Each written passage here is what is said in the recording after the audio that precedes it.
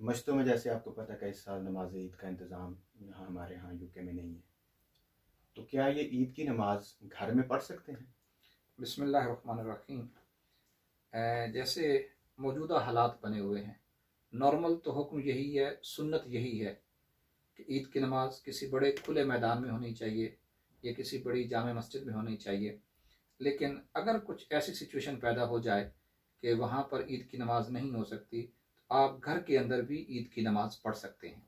ये वाजिब है, फ़र्ज़ है, सुन्नत है, इसका स्टेटस क्या है नमाज का?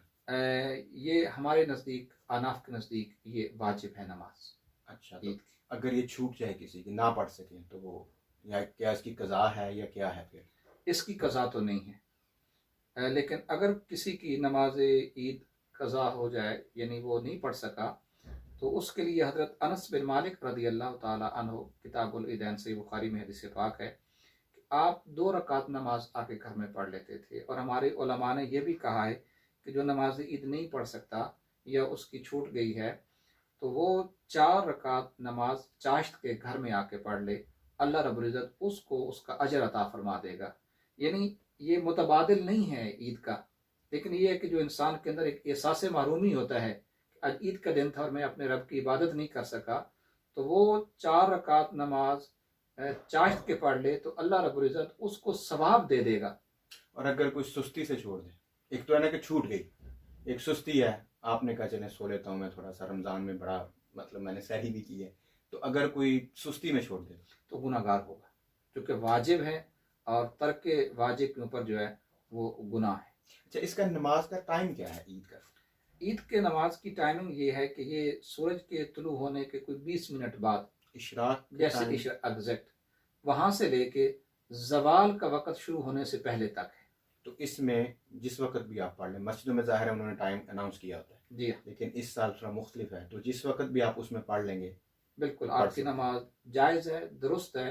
अगर आप सूरज के तुलू होने के 20 मिनट बाद से लेकर जवाल से पहले तक किसी टाइम भी पढ़ लें तो ये नमाज दुरुस्त है और अदा हो जाएगी। घरों में अकेला भी बंदा पढ़ सकता है अभी, क्योंकि हालात इस तरह के हैं, तो क्या अकेला बंदा है तो वो पढ़ सकता है बगैर नहीं, जमात के भी? अकेला नमाज नहीं पढ़ सकता ईद की, क्योंकि इसके लिए जमात शर्त है।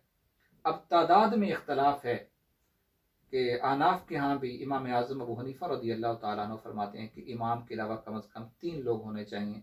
सहबैन का कौल है कि 2 लोग होने चाहिए। लेकिन ये जो है अलफ़िक़्हु अला मज़ाहिबिल अर्बा, इसमें अहनाफ का नुक्ता नज़र ये भी आया है कि इमाम के पीछे अगर एक बालिग मर्द खड़ा है तो वो जमात करवा सकता है। ये तो आम हालात है ना, मतलब जब आप मस्जिद में भी जाकर पढ़ सकते हैं।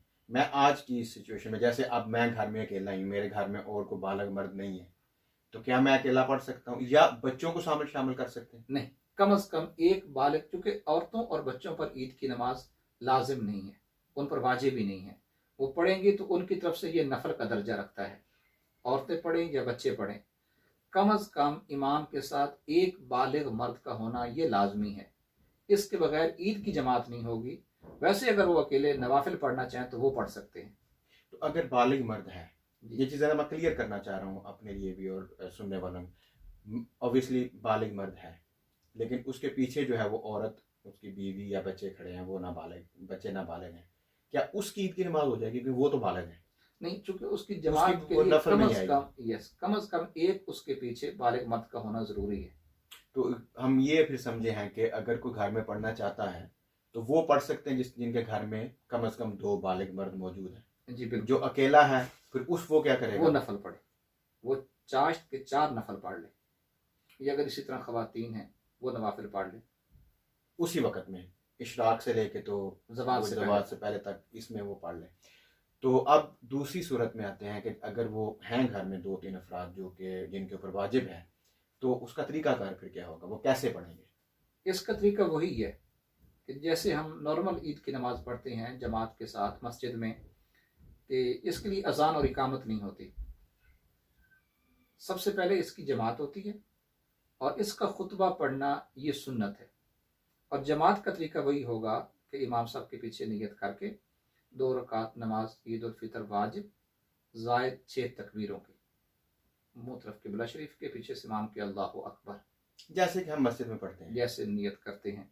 नियत कर लेने के बाद जो इमाम होगा सबसे पहले सना पड़ेगा, फिर 3 मरतबा तकबीर कहेगा, अल्लाह अकबर कह के हाथ छोड़ देगा, फिर 3 तकबीरें मुकम्मल कर लेने के बाद सूरह फातिहा पढ़ेगा। अच्छा, 3 तकबीरों उसने अल्लाह अकबर की कह दी, ये तो होगी जायद तकबीर है। जी हाँ। तो उसके बाद बस हाथ बांध के फिर तो हाथ बांध के उसने सूरह फातिहा शरीफ पढ़नी है, साथ को सूरत मिलाएगा, रकू करेगा, सजदा करेगा, फिर खड़ा हो जाएगा दूसरी रकात के लिए। फिर अब यहाँ स्टार्ट में उसमें तकबीरें नहीं पढ़नी, स्टार्ट करेगा सूरह फातिहा से दूसरी रकात का, फिर साथ सूरत मिलाएगा।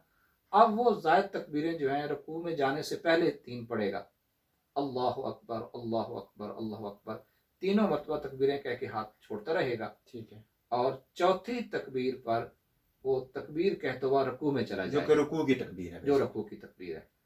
तो इस तरह उसकी 6 जायद तकबीरें मुकम्मल हो जाएंगी। उसके बाद वो रकू और सजदे करके सलाम फिर देगा। सलाम फिरने के बाद वो खुतबा पढ़ेगा, और खुतबा के लिए लाजिम नहीं है कि वो कोई बहुत ज़्यादा, यानी जैसे नॉर्मल हमारा एक रूटीन का खुतबा होता है, वो तकबीर पढ़े जो नॉर्मल तकबीरात होती हैं, अल्लाह अकबर ला इलाहा इल्लल्लाह अल्लाहु अकबर अल्लाहु अकबर वलिल्लाहिल हम्द। उसके बाद वो सूरह फातिहा शरीफ पढ़ ले, सही। उसके बाद वो दुरूद पाक पढ़ ले, सही। और उसके बाद फिर तकबीर पढ़ ले। या ऐसे भी कर सकता है कि वो तकबीर पढ़े, उसके बाद शहादत कलमा शहादत पढ़ ले, उसके बाद सूरह फातिहा पढ़ ले, और फिर तकबीर पढ़ ले। या कुरान पाक में से जो उसे याद हो, जो याद है वो पढ़ सकता है। इसी तरह फिर दूसरी थोड़ा बैठेगा, फिर दूसरी खुतबे के लिए खड़ा होगा, उसमें भी यह है कि आगाज़ में दुरूद पाक पढ़ ले, उसके बाद वो तकबीर पढ़ ले। ये तकबीर शुरू में भी पढ़ सकता है। उसके बाद वो सूरह इखलास पढ़ ले, सूरह कौसर पढ़ ले, और आखिर पे सुबहान रब्बिका रब्बिल इज़्ज़ति अम्मा यसिफून व सलामुन अलल मुरसलीन वल्हम्दुलिल्लाहि रब्बिल आलमीन। ये पढ़ के वो उसका खुतबा मुकम्मल हो जाएगा। अच्छा, इसका जो दुरानी है दोनों खुतबों का, इसमें फ़र्क होना ज़रूरी है? पहला छोटा, दूसरा बड़ा? कोई लाजमी नहीं है। क्योंकि हम अमूमन देखते हैं कि मस्जिद में ऐसे होता है कि दूसरे खुतबे में चीज़ें ज़्यादा पढ़ी जाती हैं। हाँ, लेकिन कोई लाजमी नहीं है। सिर्फ आप यानी अल्लाह रब्बुल इज़्ज़त की हम्द, आका अलैहिस्सलाम के ज़ात पर दुरूद व सलाम, और तकबीरात, चूँकि ईदैन के खुतबे हैं तो इसमें तकबीरात होनी चाहिए, और उसके बाद आप कोई कुरान मजीद की आयत पढ़ लें, तो इससे आपका खुतबा मुकम्मल हो जाएगा। उसके बाद दुआ। यस, उसके बाद दुआ भी ज़रूरी है, ज़ाहिर है। जी बिल्कुल, मुख्तलिफ इबादत है और ईद का दिन है, जी जी जी। तो दुआ लाजमी करें। दुआ के लिए लाजमी नहीं है कि इंसान को अरबी में आए, जैसे हम रूटीन में नमाज की बात करते हैं, जिससे मांगनी है वो सारी ज़बानें समझता है। आप अपनी ज़बान में मांगे, जो भी आपकी ज़रूरत है। ईद का दिन है तो उसकी बारगाह से ईदी लेनी चाहिए, और वो दुआ की सूरत में है। अच्छा, अमूमन तो हम जब मस्जिद जाते हैं ईद की नमाज के लिए, तो एक मामूल बताया जाता है कि आप एक रास्ते से जाएं, तकबीरें पढ़ते हुए दूसरे से वापस आएं। तो इस सिचुएशन में इसके ऊपर कैसे अमल किया जा सकता है? वो भी सुन्नत तरीका है, ताकि ज़्यादा से ज़्यादा लोगों को एक तो ऐलान ईद होता जाए, तकबीरात पढ़ते जाएं, वो लोगों से मुलाकात हो जाए। लेकिन इसमें चूँकि वो हालात नहीं है, तो घर के अंदर ही आप तकबीरात पढ़ें, सुबह से ही आप तकबीरात को पढ़ना शुरू कर दें, और घर वालों को भी इन्वॉल्व करें कि वो भी तकबीरात पढ़ें, और उसके बाद फिर वही नमाज, और उसके बाद। अच्छा, सदका फितर के हवाले से मैं चाहता हूँ कि कुछ 1-2 चीज़ें हम इसके साथ डिस्कस कर लें। सदका फितर जो है वाजिब किस पे है, किसने दें, किसके लिए देना ज़रूरी है? जो बंदा भी ईद के दिन साहिब निसाब है, यानी उसके पास 52.5 तोले चांदी या 7.5 तोले सोने के बराबर जो ज़कात का निसाब है, जो ज़कात का निसाब है, तो उस पर सदका फितर वाजिब है। और जो घर का सरबराह है, जो नाबालिग अफराद हैं, तो उनका देना भी उसके ज़िम्मे लाजिम है। जो बालिग अफराद हैं, अब उसमें बेटे हैं, बेटियां हैं, बीवी है, वो अपना भी दे सकते हैं, लेकिन अगर घर का सरबराह उनकी तरफ से देना चाहे तो वो भी अदा कर सकता है। तो जो बच्चा पैदा होता है उस दिन, उसका भी सदका उसका फितर है ना? यस, ये जो ईद के दिन पैदा होगा उसके ऊपर भी जो है ना सदका फितर देना लाजिम है। और ये किस वक्त देना जरूरी है, मतलब लेट से लेट कब दे सकते? बेहतर तो ये है, क्योंकि इसके अंदर जो बेसिक इसकी हिकमत बयान की गई है। कई लोग ऐसे माशरे में होते हैं, आपकी सोसाइटी में होते हैं, जो ईद की खुशियों में शरीक नहीं हो सकते, खाना पीना नहीं ले सकते, कपड़े नहीं ले सकते। कोशिश करनी चाहिए कि ईद से पहले अदा कर लिया जाए, लेकिन अगर कोई ईद के बाद भी अदा करेगा तो उसकी तरफ से अदा हो जाएगा। जैसे रमज़ान शरीफ शुरू हो गया है, आपको पता है कि आपने ईद पढ़नी है, और आपको शुरू में रमज़ान शरीफ का पता होता है कि मेरे ऊपर वाजिब है कि नहीं है। अमूमन हालात इतनी जल्दी चेंज नहीं होते, तो क्या आप रमज़ान शरीफ के शुरू में भी दे सकते हैं, ताकि जो लोग अपने कपड़े बनाना चाहते हैं, कुछ भी अगर वो उसमें, तो वो उनके लिए आसानी हो, बजाय इसके कि आप उस रात दें या अगले दिन सुबह ईद के वक्त दें, तो फिर वो बाज़ औक़ात वो सिर्फ मतलब वो फिर खर्च कर सकते हैं, उस तरह कोई चीज़ नहीं खरीद सकते। ये तो आइडियल सूरत है कि इंसान अगर पहले ही दे दे, ताकि अगर किसी ने बच्चों के लिए कपड़े लेने हैं या खाने पीने की चीज़ें पहले लेनी है तो कम अज़ कम कोई एक हफ्ता पहले तो लाजमी दे देना चाहिए। लेकिन अगर ईद के दिन भी दे दें तब भी कोशिश करें कि ईद की नमाज से पहले पहले अदा कर लें। लेकिन अगर आप ईद की नमाज के बाद भी दें तो अदा हो जाएगा। अच्छा, एक सवाल मेरी नज़र से गुजरा फितर के हवाले से। फेसबुक पे किसी ने पूछा था, उसका जवाब मैं नहीं देख सका, लेकिन मैंने कहा चलो वो भी सवाल आपसे मैं पूछ लूँ। उन्होंने कहा कि चूंकि ईद की नमाज मस्जिदों में नहीं हो रही तो क्या फिर फितराना नहीं देना? तो क्या इसका ताल्लुक ईद की नमाज पढ़ने से है या इसका ताल्लुक आपके रोज़ों से है? बुनियादी तौर पर इसका ताल्लुक न रोज़ों के साथ है न ईद की नमाज के साथ है। अच्छा, देखें ये इटसेल्फ इबादत है। सदका फितर एक अलग इबादत है, इसकी अपनी हैसियत है। यानी ये उस पर लाजिम नहीं है कि जिसने रोजे रखे हैं तो उसने सदका फितर देना जैसे नाबालिग बच्चा, अब नाबालिग बच्चा है, ये जो भी बच्चा पैदा हो रहा है, ये बूढ़ा आदमी है जिसने रोजे नहीं रखे, तो अगर तो रोजों के साथ मशरूत हो तो फिर तो सिर्फ वही दे जिसने रोजे रखे हैं। इसका मतलब ये रोजों के साथ भी नहीं है। और अगर कोई ईद की नमाज नहीं पढ़ रहा, जैसे नाबालिग पर नहीं है ईद की नमाज, औरतें नहीं पढ़ती, तो क्या वो सदका फितर भी न दे? तो ये तसव्वुर दुरुस्त नहीं है। ये इटसेल्फ एक इंडिपेंडेंट इबादत है सदका फितर, और ये उन तमाम अफराद पर है जो साहिब निसाब हैं, साहिब हैसियत हैं, बल्कि साहिब हैसियत के ऊपर तो बच्चों का भी है। और इसकी रीजनिंग क्या है, इसकी लॉजिक क्या है? वो ये है कि आपके माशरे में जो गरीब लोग हैं, बेसहारा लोग हैं, जो महरूम हैं, तो इस्लाम ये चाहता है कि ईद का दिन है, खुशी का दिन है, उनके पास भी इतने वसाइल आ जाएं कि वो ईद की खुशियों में बाकी कम्युनिटी के साथ और मुसलमानों के साथ शरीक हो सकें। इसकी असल लॉजिक ये है। सही। अच्छा, एक और बात बता दें कि ये ईद की नमाज जो है, ये थोड़ा सा सवाल थोड़ा सा मतलब अजीब सा है, लेकिन जब रोज़ों में हमने इतनी इबादत की तो क्या ईद वाले दिन थोड़ा रिलीफ नहीं मिलना चाहिए था? तो अल्लाह पाक ने हमें एक एक्स्ट्रा नमाज पढ़ने का हुक्म दे दिया कि आप ईद की भी पढ़ें। हाँ, ये बड़ा अच्छा सवाल किया आपने। अल्लाह के यहाँ खुशी का तस्वुर क्या है? यानी इंसान को बुनियादी तौर पर यह देखना चाहिए कि खुशी होती क्या है। तो खुशी का बुनियादी तस्वुर ये है कि अहले ईमान की खुशी तो इसमें है कि मेरा रब किस में खुश है। तो बुनियादी तौर पर ये जो अल्लाह ताला ने आपको पूरे रमज़ान में सेहत दी, सलामती दी, आपने इतनी बंदगी की, इबादत की, तो ये इजहार तशक्कुर है ईद की नमाज। ये आप अल्लाह रब्बुल इज़्ज़त की बारगाह में सजदा शुक्र बजा लाने आते हैं कि मेरे मौला तूने मुझे इतनी तौफीक दी कि मैंने तेरी इतनी बंदगी की, इबादत की, नमाजें पढ़ी, सलात व तरावी पढ़ी, कुरान मजीद पढ़ता रहा, सदका और खैरात करता रहा। ये जो अल्लाह ने इतना बड़ा एहसान किया है कि इस महीने में उसने आपको इतनी ज़्यादा इबादत की तौफीक दी है। बुनियादी तौर पर ईद उस सारी जो नेमतें मिली, जो अल्लाह रब्बुल इज़्ज़त ने आप पर एहसानात किए, जो उसने अपने करम किए, ये इजहार तशक्कुर है बुनियादी तौर पर। ये एक्स्ट्रा कोई ड्यूटी नहीं है। तो वो एक ताल्लुक अल्लाह पाक के साथ मजीद अपना मजबूत करने के लिए। अच्छा, आखिरी बात जी, कुरान मजीद जैसे कहता है ना, अगर तुम अल्लाह की नेमतों का शुक्र बजा लो तो वो तुम्हें और ज्यादा देगा। और ताइदार के नाथ जब मदीना तैयबा में तशरीफ लाए तो वहां पे लोग खेल कूद करते थे।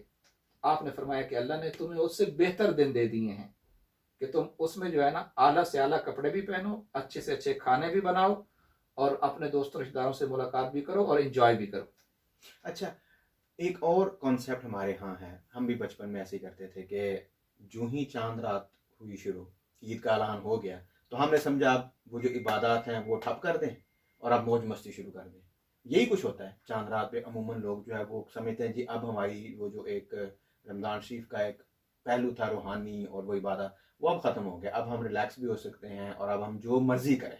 तो बाज़ औक़ात हम अपोजिट चले जाते हैं उसके, कि बिल्कुल ऐसे मशागल में मसरूफ़ हो जाते हैं कि जो अल्लाह पाक को पसंद नहीं है। तो ये जो चांद रात है इसकी क्या सिग्निफिकेंस है? ये बिल्कुल आपने सही बात की है। आम परसेप्शन यही है कि रोज़े ख़त्म हुए तो सारी पाबंदियाँ ख़त्म हो गई। ये बहुत बड़ी जहालत कह लें, महरूमी कह लें। जो 5 रातें अल्लाह ने रखी हैं ना, अल्लाह रब्बुल इज़्ज़त उम्मत पर बहुत बड़ा एहसान किया कि वो रातें इबादत वाली हैं, और उसमें आप जो भी मांगेंगे अल्लाह रब्बुल इज़्ज़त की बारगाह से आपको अता होगा। उन 5 रातों में ईदैन की रातें भी शामिल हैं। तो ये मकबूल तरीन रातें हैं अल्लाह की बारगाह में।